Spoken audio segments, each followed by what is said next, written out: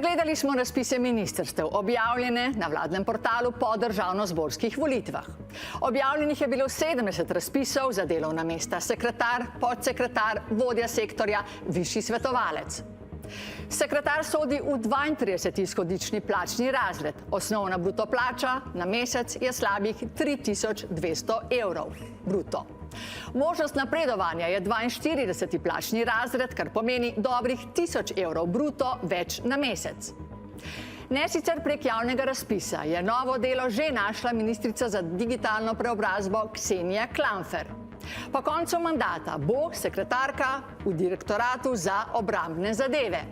To ji omogoča dejstvo, da je bila že prej zaposlena v javni upravi. Očitno pa imajo ministri težavo govoriti o zaposlovanju svojih zvestih kadrov. Od 20 so na snemanje pristali le 3.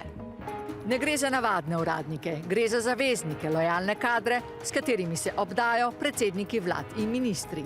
Nobenega ne bomo zaposlili. Nobena vlada do zdaj ni bila imuna. Moramo nadomeščati. A zaposleni za določen čas na zaupanje morajo z menjavo oblasti oditi.